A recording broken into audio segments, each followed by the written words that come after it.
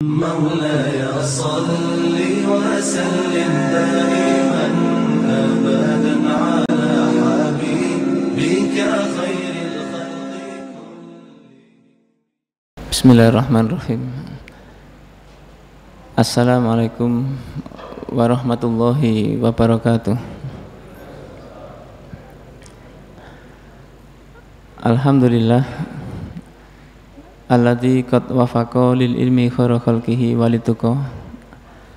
Asyhadu an la ilaha illallah wa asyhadu anna Muhammadan abduhu wa rasuluh. Allahumma shalli ala Muhammad wa ala alihi wa sahbihi wa sallim. Wa qala Allah ta'ala fi kitabil karim, a'udzu billahi minasyaitonir rajim. La tajidanna asyadan nasi adawatan lilladzina amanu al-yahuda walladzina asyraku. Amma ba'd, fa inna asdaqal hadisi kitabullah wa khairal huda huda Rasulillah sallallahu alaihi wasallam wa syarrul umuri muhtasatuha wa kullu muhtasatin bid'ah wa kullu bid'atin dhalalah wa kullu dhalalatin finnar. Ma'asyiral hadirin jamaah salat maghrib rahimakumullah. Tidak ada kata yang patut kita ucapkan selain rasa syukur kita kepada Allah yang telah banyak memberikan nikmat kepada kita, sehingga tinta seluas lautan pun tidak akan mungkin bisa menghitung apa yang Allah berikan kepada kita. Salawat dan salam tetap kita aturkan kepada Nabi Muhammad SAW. Mudah-mudahan kita selalu istiqomah mengikuti apa yang beliau tuntunkan, apa yang beliau ajarkan, yang termaktub di dalam hadis-hadis yang sahih. Ma'asyiral hadirin jamaah rahimakumullah. Ada seorang teman yang pada waktu itu skripsi mengambil judul tentang proses misionaris, yang juga teman ini mengambil tema di sebuah Mojowarno Jombang di tahun sekitar 2015. Yang menarik pada kesempatan kali ini adalah dia mencari sosok siapa yang bisa dimintai berita. Pada waktu itu seorang teman ini melaksanakan sholat duhur di masjid sekitar daerah sana. Dia juga bingung mengikuti siapa yang akan ditemui. Ternyata Allah berkehendak menemukan seorang teman ini dengan seorang pendeta yang mu'alaf, yang pada waktu itu sama-sama sholat berjamaah di masjid tersebut. Ketika itu sama-sama akhir di dalam dia berzikir, berdoa, seluruh jamaah sudah pulang, tinggal teman ini dan pendeta yang mu'alaf tersebut. Terjadilah percakapan, mengucapkan salam, assalamualaikum, dari mana mas ini? Maka teman tadi menjawab, saya dari Surabaya, kepingin mengambil penelitian di tempat ini tentang proses atau misionaris yang ada di sana. Tidak lama kemudian seorang pendeta mu'alaf ini mengajak ke rumah, tidak jauh rumahnya dari masjid itu. Kemudian diajak ngobrol di sana, dikasih sebuah dokumen tentang proses atau gerakan mereka melakukan tersebut. Dokumen itu tidak banyak, tetapi 3 lembar saja dalam bentuk ketikan manual yang dipakai pada waktu mesin zaman dulu, ya, mesin ketik pada waktu itu. Dan itu terbuat di tanggal Januari 1990.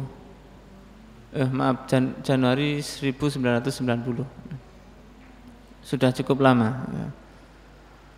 Hampir tulisan-tulisan itu juga hilang sehingga teman ini menebali kemudian difotokopi diberikan kepada beberapa teman. Kebetulan pada waktu itu juga teman ini banyak informasi yang diberikan oleh seorang pendeta tersebut. Apa yang terkandung di dalam dokumen tersebut? Di tahun 2020 target mereka yang kita ini awalnya 90% lebih mungkin pada waktu itu awal, sekarang ini mereka punya target untuk mengurangi yang dari 90% ini. Dan memang sudah kenyataan terjadi, kita sudah berkurang belum sampai 2020. 2030 mereka juga punya target, harapan mereka adalah 50% sama dengan kita. Dan di tahun 2040 harapan mereka lebih unggul dari kita, sehingga mereka bisa memenangkan pada waktu itu. Ma'asyiral hadirin jamaah rahimakumullah. Apa yang dilakukan oleh mereka itu memang tidak bisa kita pandang remeh, karena ini dibuat di tahun 1990. Sedangkan teman ini mendapatkan dokumen ini di tahun 2015. Maka 90 sekitar 25 tahun baru dapat kabar tentang ini. Maka ketika itu sangat jelas dia menggunakan desain bagaimana untuk mengalahkan kita dalam bentuk lain. Karena umat Islam itu ketika disentuh secara fisik maka akan kalah, dan mereka sadar itu. Umat Islam punya semboyan iskariman au mujsahidan, punya semboyan tersebut. Maka ada beberapa langkah yang mereka gunakan untuk membuat semacam perlawanan kepada kita dalam tanda kutip, yaitu punya gerakan yang tidak secara fisik. Disitulah Allah menjelaskan bahwasanya di dalam surat Al-Maidah ayat 82 Allah menjelaskan a'udzubillahi minasyaitonirrajim la tajidanna asyaddan nasi adawatan lilladzina amanu al-yahuda walladzina asyraku. La tajidanna, sungguh pasti. Kalimat ini menarik, diawali dengan lam takkid, ditutup dengan nun taukid. Jadi satu kalimat ada huruf takkidnya 2. Saking kuatnya. Sungguh pasti kamu akan mendapati pada orang-orang yang membenci kepada orang-orang yang beriman. Siapa itu? Al-Yahuda walladzina asyraku, yaitu yang pertama adalah orang-orang Yahudi, yang kedua adalah orang musyrik. Gambaran ini para jamaah di dalam tafsir ini bahwasanya Yahudi ini adalah simbol dari non-muslim, dan kemudian musyrik ini adalah simbol dari umat Islam yang munafik. Nah, dua kutub inilah yang membuat kita ini juga terlihat sangat ditutup dari dua aspek ini. Maka umat Islam tidak boleh dalam tanda kutip terlena dengan itu, seolah-olah kita banyak 90% tetapi sebetulnya tidak ada apa-apa. Oleh karena itu para jamaah, ada gerakan yang mereka lakukan untuk menghindari dari iskariman au mujsahidan ini, dengan cara mereka membuat gerakan 7S yang mereka lakukan. Dalam hal tersebut mereka sangat masif sekali. Ini sudah dilakukan di tahun 90 dan itu ditandatangani oleh beberapa pemuka agama mereka dan dipersetujukan dilakukan di sekitar Jawa, Bali dan sekitarnya. 7S itu yang pertama adalah song, musik. Jadi musik ini mereka melakukan bagaimana caranya musik itu bisa meracuni kita, karena manusia itu rata-rata suka dengan musik. Kalau dulu kita ingat pada waktu zaman sekitar tahun 90-an juga ada namanya nada dan dakwah, yaitu dari soneta. Itu ada nada dan dakwah dengan maksud musik ini akan sebagai sarana untuk dakwah. Dulu kita ingat masih ada namanya lagu judi meracuni keimanan, stres obatnya iman dan takwa, dan seterusnya. Ini dalam rangka juga mengingatkan kita untuk bagaimana kita kembali kepada Allah. Jadi ada sarana untuk dakwah. Akan tetapi mereka pada waktu itu sangat sadar betul ketika lagu itu dikumandangkan, banyak orang yang termasuk mabuk dan lain sebagainya, itu juga diungkap dalam lagu tersebut. Sehingga singkat cerita mereka kepingin juga membuat musik yang mana musik itu bisa untuk meracuni kita.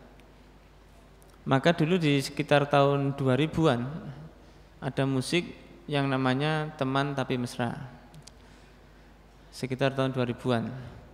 Dan juga beberapa lagu yang lain yang notabene akan merusak kita. Dan ini sangat masif sekali.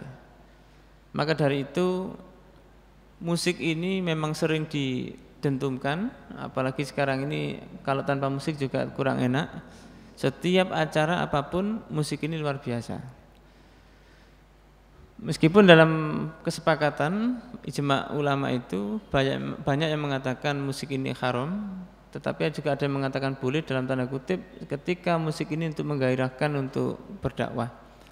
Maka dulu kita masih ingat di sekitar tahun juga 90-an Masjid Rahmat Kembang Kuning itu menyuarakan musik semangat jihad. Kalam suci memanggil kalbu berjuang, itu sering diputar di waktu sore hari. Maka musik-musik inilah yang mereka juga lakukan, disebar di seluruh pelosok. Bahkan ketika mereka mendengarkan musik ini pun juga sama-sama terlena. Ini S yang pertama. Selanjutnya S yang kedua adalah ada shirt, yaitu pakaian. Pakaian ini mereka juga melaksanakan desain. Jadi jangan sampai kita berpikir pakaian ini ala kadarnya, tetapi memang ada gerakan untuk membuat itu. Dulu orang ini berpakai baju kurung, pakai baju yang longgar, sekarang ini pakai baju yang ketat. Mohon maaf, jubah ini pun juga ada yang model press. Betul itu jubah atau baju yang kurung, tetapi juga ngepres. Malah anak-anak sekarang ini ada celana mungkin pensil apa bahasanya itu, mungkin yang bawah ketat, yang atas tetap pakai jilbab, dan ini juga didesain begitu. Dan lebih sekarang ini adalah juga pakai hot pants. Anak-anak perempuan itu sekarang juga pakai celana pendek atau hot pants yang mereka gunakan setiap saat. Justru pakai hot pants itu mereka gaul, tetapi kalau mereka pakai rok atau maxi mereka tidak seberapa gaul. Maka pakaian-pakaian ini pun juga mereka desain dengan sedemikian rupa, dan ini juga diperjualbelikan di pasar-pasar, di masyarakat, sehingga pada waktu itu sangat jelas kelihatan. Sekitar tahun 2012 saya pernah pergi ke Singapura. Di Singapura ini hampir seluruh atau hampir kebanyakan itu pakai hot pants semua. Ketika kita masuk di mall pun juga seperti itu. Maka kekhawatiran kita ini akan merembet ke Indonesia. Dan ini juga sangat terjadi sekali pakaian ini. Maka sekali lagi jangan dilihat pakaian itu biasa, tetapi memang ada gerakan desain untuk membuat ini. Kenapa demikian? Ketika umat Islam ini tidak sadar, maka disinilah pelan-pelan mereka menggunakan hal itu. Kemudian para jamaah, S yang ketiga ini adalah sport, olahraga. Olahraga hari ini juga sama mereka gunakan dengan luar biasa. Meskipun kadang wa makaru wa makarallah, mereka juga menggunakan makar, Allah pun juga begitu. Tidak sedikit para pemain sepak bola itu juga yang beragama Islam, sehingga juga banyak mereka beramal sosial. Maka olahraga ini juga mereka gunakan dengan senjata. Barangkali kita ini tergiur dengan olahraga, maka tidak sedikit bagi kita kadang mementingkan olahraga daripada mementingkan yaitu kajian-kajian dan gerakan itu. Apakah tidak boleh? Boleh, tetapi selama bisa membagi waktu. Dan ini pun mohon maaf, orang ngaji akan kalah banyak dengan orang yang senam. mungkin hari Ahad pagi katakanlah, ketika kita ini melakukan kajian, maka lebih banyak orang yang senam daripada orang yang ngaji. Ini luar biasa. Sekali lagi, apakah tidak boleh? Boleh orang berolahraga, tetapi juga dikondisikan. Bagaimana kita juga bisa antara jasmani dan ruhani kita juga sama-sama berjalan. Kemudian S yang keempat, ini adalah style, gaya. Gaya hidup anak-anak ini sekarang juga luar biasa dipengaruhi. Namanya budaya nongkrong atau gaya nongkrong ini sangat luar biasa dilakukan oleh anak-anak. Jadi kita tidak habis pikir. Saya di daerah Semolawaru itu mulai pojok Semolawaru sampai pojok Semolawaru itu namanya warkop penuh. Dan itu juga ramai semuanya, mulai dari ujung sampai ujung. Dan gaya ini juga mereka lakukan, memang juga didesain supaya ramainya warkop itu mengalahkan ramainya masjid. Jadi sekali lagi gaya hidup, pola itu juga mereka lakukan dalam rangka juga anak-anak kita ini juga akan ikut ke dalamnya itu. Yang kelima, yang agak ini para jamaah, yang kelima ini adalah seks. Jadi seks ini betul-betul dihembuskan luar biasa. Maka kalau kita melihat data dari BNN Jawa Timur kemarin menyampaikan sudah 62% anak SMA ini sudah tidak gadis lagi, sudah tidak perawan. Kemudian 52% anak SMP itu juga tidak gadis, ya, tidak perawan. Dan lebih parah lagi ini adalah anak SD. SD ini bukan kecilnya, memang datanya kemarin 12. Tapi bukan 12-nya, tapi karena SD ini sudah sampai 12% SD. Ini yang tidak bisa kita bayangkan para jamaah. Maka cara masuknya pun sangat luar biasa. Sekarang ini juga masuk ke dalam sekolah-sekolah, ada namanya sex education. Mungkin orang beranggapan bahwasanya baik ada pendidikan seks, tetapi madorotnya juga lebih besar ternyata. Ketika kita dulu sekolah tidak pernah belajar begitu, mohon maaf, otomatis kita ini sudah pinter sendiri kok. Otomatis, tidak usah diajarkan, tidak usah dipelajari, pokoknya ketemu dengan pasangan pasti akan sudah pinter. Dan kita belajar dari hewan saja, kambing dan lain sebagainya. Ketika ditemukan lawan jenis ini sudah tuntas dan bisa melakukan itu. Apalagi manusia. Maka ketika seks ini diajarkan, pertanyaan sederhananya adalah, apakah kalau anak tidak belajar tidak kepingin praktek? Maka ketika praktek inilah yang terjadi pada anak sekarang ini, laki-laki perempuan ini sudah tidak ada batas dan mereka pergi kemanapun juga tidak ada yang melarang. Saya punya adik sekolah pada waktu itu di sebuah SMA negeri di kota Surabaya ini. Ada dari LSM yang masuk memberikan keterangan tentang seks edukasi ini. Ujung-ujungnya adalah gunakan kondom supaya tidak hamil. Nah, jadi ketika itu adik saya juga SMS menyampaikan, Mas ini apakah benar? Sampaikan kepada kepala sekolah, ini tidak benar. Ini tidak benar sudah. Maka ini sudah masuk para jamaah. Dan dimanapun juga berlaku demikian itu. Oleh karena itu seks ini sangat luar biasa ketika masuk kepada kita. Dan bahkan kalau kita melihat mungkin YouTube dan sebagainya, namanya video porno itu juga luar biasa menjamur. Namanya anak-anak, dulu pernah saya ke Unesa, ada sebuah warnet itu pada waktu itu, masih zamannya warnet. Setiap jam 11 malam itu orang-orang becak itu kumpul, becaknya diparkir berjajar. Apa yang terjadi? Ternyata adalah nonton porno berjamaah. Jadi tidak hanya sholat berjamaah, berarti mereka juga nonton porno berjamaah. Dan itu tiap malam jam 11 malam, di atas jam 11 malam. Jadi mereka janjian untuk nonton itu. Maka yang terjadi ini adalah ketika manusia ini dihadapkan pada naluri manusia itu, maka akan terpantik dirinya untuk melakukan hal-hal tersebut. Dan sekarang ini pun juga sangat terjadi, namanya pemerkosaan dan lain sebagainya luar biasa, karena sudah setiap saat dicekoi demikian untuk mereka lakukan itu. Ini yang terjadi. Kemudian S yang ke-6 ini adalah statement. Statement ini adalah ucapan-ucapan yang mereka lakukan, sehingga statement-statement ini mempengaruhi betul pada kehidupan kita sehari-hari. Dulu kita masih ingat statement tentang teroris yang pada waktu itu disematkan pada umat Islam, jadi seolah-olah umat Islam ini teroris. Dan beberapa akhir pekan ini sudah tidak lagi mencuat kembali, dan orang sudah mulai sadar, orang sudah mulai cerdas melihat keadaan itu.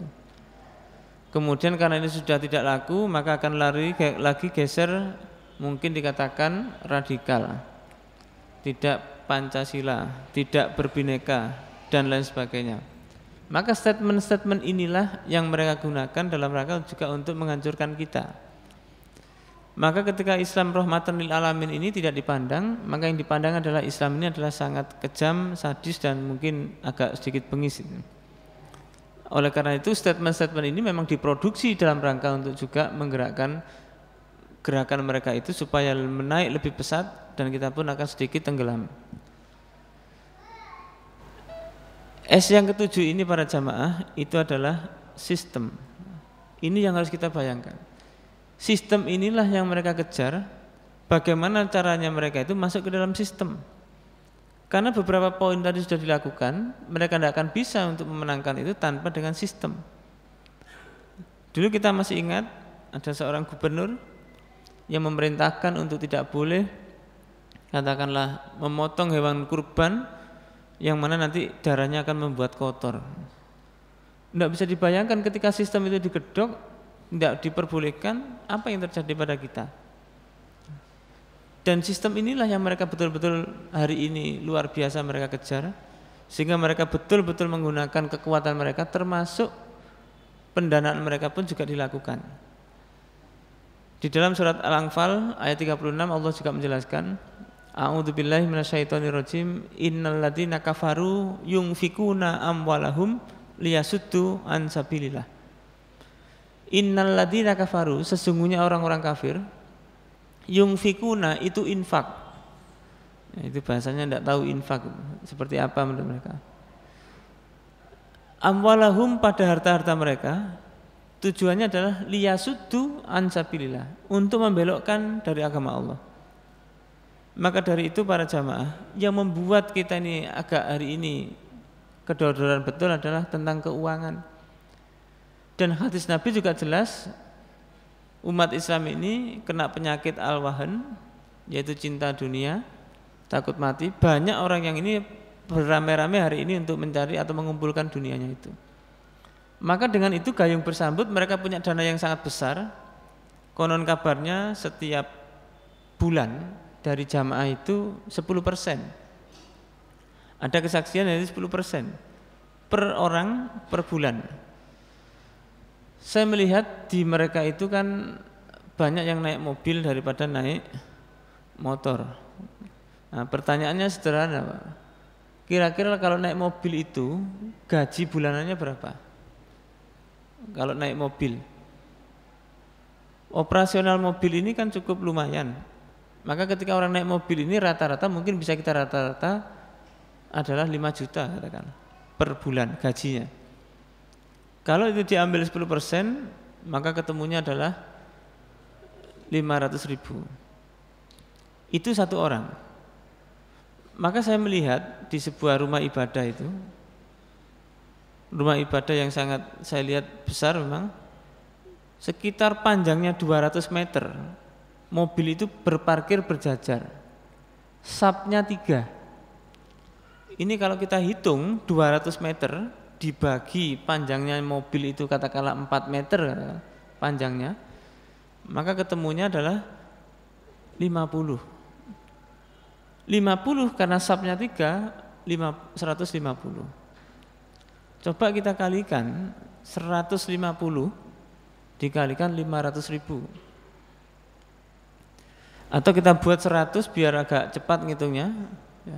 Mungkin 500.000 dikalikan 100, ketemunya adalah 5 miliar, betul. Maaf, 50 juta ya, 50 juta. 50 juta, 1 bulan 50 juta, 1 rumah ibadah 50 juta. Maka 50 juta itu kalau kita kalikan 12 bulan, ketemunya adalah 600. Ini 1 rumah ibadah 600 juta. Ini kalau coba kita kalikan di Surabaya ini, ketemunya 50 rumah ibadah saja, tidak usah banyak-banyak. Meskipun saya yakin lebih, maka hitungannya kurang lebih ya sekitar, kalau dikalikan 160 itu menjadi 6 miliar. 60 miliar, maaf, 60 miliar. Karena 600 juta. 60 miliar ini menjadi senjata mereka. Bagaimana membeli orang-orang muslim yang munafik-munafik itu, yang tidak kuat secara iman ini, dibeli oleh mereka, dibandani oleh mereka. Dulu kita ingat ada namanya PDS, Partai Damai Sejahtera. Mereka betul-betul menguatkan ini. Ternyata apa yang terjadi, mereka gulung tikar, justru mereka akhirnya tutup. Bahkan dengan tutupnya mereka bisa menjelma kemana-mana, masuk ke dalam itu. Nah dari sini juga kita tahu para jamaah, kemarin ada sebuah partai yang bisa tiba-tiba baru ini mendapatkan 4 DPRD Kota Surabaya. Kalau dulu kita ingat, di Surabaya ini masih paling banyak antara 5 orang, maksimal 7-8 orang untuk orang non-muslim, itu pun juga dibagi agama mereka. Maka sekarang ini lebih dari 15 orang mereka sudah non-muslim. Dan tidak bisa dipungkiri bahwasanya itu mereka juga punya dana yang sangat luar biasa. Ada seorang teman pada waktu itu juga mencalonkan jadi seorang dewan, ditemui oleh orang tersebut, mau dibiayai, dia dikasih 5 miliar untuk suksesnya dia. Tetapi dengan catatan dia juga harus mengikuti apa yang dia perintahkan. Jadi bayangkan, setiap orang dikasih 5 miliar, katakanlah kalau 60 miliar itu dibagikan 5 miliar, itu saya pikir ada sekitar orang 10 yang mereka juga sukses. Nah, ini kan lagi-lagi kondisi kita seperti ini. Maka para jamaah, ternyata 7S yang mereka lakukan ini betul-betul signifikan hasilnya. Dan ini sudah mereka desain di tahun 90. Nah kita ini baru ngerti di tahun 2020 sekarang, panjenengan yang tahu. Mungkin ada beberapa teman yang tahu, mungkin sekitar 2015 tadi. Luar biasa para jamaah. Sehingga umat Islam ini, apa yang harus kita lakukan melihat kondisi seperti ini? Kita sekarang ini tidak bisa bergerak. Kadang umat Islam ini berpikirnya pokoknya ibadah, perkara nanti seperti itu ya sudah. Disinilah umat Islam ini harus betul-betul melek, umat Islam harus bangkit, dan umat Islam ini harus melaksanakan kegiatan yang betul-betul lompatan yang tinggi. Karena kita berpikir pada kesempatan kali ini, umat Islam ini mau tidak mau, yang pertama yang harus dilakukan adalah umat Islam menata niatnya masing-masing. Yang pertama, dengan menata niat inilah, maka kita akan sadar apa yang kita lakukan ini, apakah semata-mata karena Allah, ataukah semata-mata kita ini melakukan hanya rutinitas kebiasaan kita. Kita boleh sholat, kita boleh ngaji, kita boleh melakukan sedekah, tetapi bagaimana implementasi dari sholat kita, ngaji kita, dan juga sedekah kita dalam rangka untuk memakmurkan umat Islam ke depan, sehingga dakwah Islam ke depan ini juga semakin baik. Oleh karena itu, dengan niat kita yang kita tata ini, insya Allah semuanya akan jadi baik. Karena di dalam beberapa kitab kita diingatkan, mulai dari yang tebal sampai yang tipis, yang tebal itu Imam Bukhari, Imam Muslim, di bab pertama diawali dengan innamal a'malu binniyat. Maka sekali lagi umat Islam harus menata betul niatnya, apa yang dilakukan ini semata-mata mencari ridhonya Allah, sehingga langkah-langkah kita ini ada nilai-nilai dakwah yang kita lakukan bersama-sama. Karena mohon maaf, tugas dakwah ini adalah tugas kita semua, bukan tugasnya para ustadz, para kiai, tapi tugas kita bersama. Kuntum khaira ummah ukhrijat linnas ta'muruna bil ma'ruf wa tanhauna 'anil munkar. Maka tugas ini penting bagi kita, sehingga niat ini betul-betul kita lakukan dengan baik. Yang kedua, para jamaah, apa yang harus kita lakukan melihat kondisi yang seperti ini? Maka umat Islam segera melaksanakan yaitu perintah-perintah Allah, yaitu amal-amal solih yang diperintahkan oleh Allah di dalam Al-Quran maupun di dalam hadis. Dengan kita melaksanakan perintah-perintah ini, kita akan betul-betul tercerahkan. Di dalam surat Al-Anfal juga Allah menjelaskan, surat Al-Anfal ayat 73, A'udzubillahi minasyaitonirrajim, walladzina kafaru ba'duhum awliya'u ba'd illa taf'aluhu takun fitnatun fil ard wa fasadun kabir. Walladzina kafaru, utawi wong-wong sing kafir, bahwasanya orang-orang kafir itu, ba'duhum, sebagian mereka, awliya'u ba'd, itu menjadi penopang, menjadi pelindung, menjadi pengayom dari orang kafir yang lain. Jadi mereka itu tidak usah diajak ngomong, tidak usah diskusi, mereka itu bersaudara kuat, saling mengayomi. Illa taf'aluhu, dilanjutkan dengan ayat illa taf'aluhu. Illa ini makna umumnya orang mengatakan illa ini kecuali, tapi illa di sini bukan kecuali. Illa di sini ada kalimat in dan la. In la, jika tidak taf'aluhu, kalian melakukan perintah Allah di dalam Al-Quran, takun fitnatun, takun, maka pasti akan ada, pasti terjadi, fitnatun, yaitu suatu fitnah, fil ardi, di dalam bumi, wa fasadun, dan juga akan kerusakan, ada kerusakan kabirun yang sangat besar. Di dalam surat Al-A'raf ayat 165 Allah juga menjelaskan anjainal ladzina yanhauna anisu.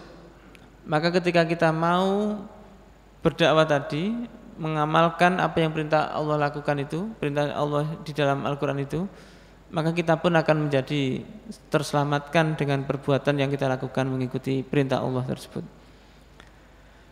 Dan disinilah kita betul-betul sadar betul bahwasanya Allah ini Maha Kuasa, dan Allah akan tunjukkan beberapa kekuasaannya itu sedikit demi sedikit, supaya manusia itu semakin faham betul bahwasanya Allah lah yang Maha Kuasa. Maka ketika ada orang yang berkuasa, tidak usah kita takut, kita punya Allah yang Maha Kuasa. Yang ketiga, para jamaah, perlu adanya yaitu berdakwah. Kalau tadi kita amal untuk melaksanakan perintah itu, maka yang ketiga ini ada pembelajaran kepada umat, yaitu ada pencerahan kepada umat. Karena umat ini banyak yang belum tahu tentang Islam dengan baik, maka tugas kita yaitu memberikan pencerahan. Panjenengan pirsani memang betul kita ini sudah banyak persennya umat Islam, tetapi pertanyaan sederhananya adalah umat Islam yang betul-betul mengikuti Al-Quran, mengikuti perintah Allah dan juga mengikuti perintahnya Nabi, berapa persen? Kita akan lihat berapa. Maka supaya umat Islam ini betul-betul begitu, maka mari kita dakwahkan Islam ini dengan baik, dengan mengikuti perintah Allah. Ud'u ila sabili rabbika bil hikmah. Ud'u ila sabili rabbik, maka ajaklah orang-orang itu ke jalannya Allah, sabili rabbik, pada jalan Tuhanmu, yaitu Islam, bil hikmah. Satu, dengan hikmah, wal mau'idatil hasanah, yang kedua mau'idatul hasanah, wajadilhum billati hiya ahsan, yang ketiga ini adalah membantah dengan yang baik. Yang pertama ini adalah hikmah. Apa yang dimaksud dengan hikmah? Hikmah itu di dalam keterangannya di situ adalah jamak taksir dari kata-kata hukmun. Af'ilatun, af'ulu, summa fi'latun, hikmatun. Jadi hikmah itu dari kata-kata hukmun dijamakkan menjadi hikmatun. Maka disitulah kita ajak orang-orang yang belum paham tentang Islam itu menuju ke Islam dengan hukum-hukum Islam itu seperti ini. Kita sampaikan dengan baik. Perkara nanti iman dan tidak kita serahkan kepada Allah. Allahumma inni qad balagtu, ya Allah tugas saya sudah menyampaikan. Perkara nanti iman kita serahkan kepada Allah. Karena kalau kita melihat para jamaah di pasal 29 ayat 2 ini, bolehlah kita ini menggunakan hukum-hukum tersebut. Boleh. Sehingga kalau kita lihat Aceh pun juga melaksanakan itu. Boleh. Maka kita pun juga harus bagaimana menyampaikan Islam ini seperti itu. Dan kemudian yang berikutnya adalah ngomong yang bagus, ucapan yang bagus, sehingga kita pun juga bisa diterima oleh masyarakat. Perkara iman kita sekali lagi kembalikan pada Allah. Dan yang ketiga, kita juga membantah dengan bantahan yang bagus, dengan argumen-argumen yang bagus untuk menguatkan itu. Dan yang terakhir para jamaah, mari tetap kita istiqomah di dalam Islam. Istiqomah ini adalah kesabaran. Saya yakin atau kita yakin Allah akan memberikan pada kita ini ujian. Maka di dalam surat Al-Imran, ya ayyuhalladzina amanu isbiru wasabiru warabitu, al-ayah. Wahai orang yang beriman, bersabarlah untuk menjalankan perintahnya Allah ini. Bersabarlah dalam Islam, karena Islam ini begini. Ya sholat, ngaji, zakat, puasa dan sebagainya kita lakukan setiap saat ibadah.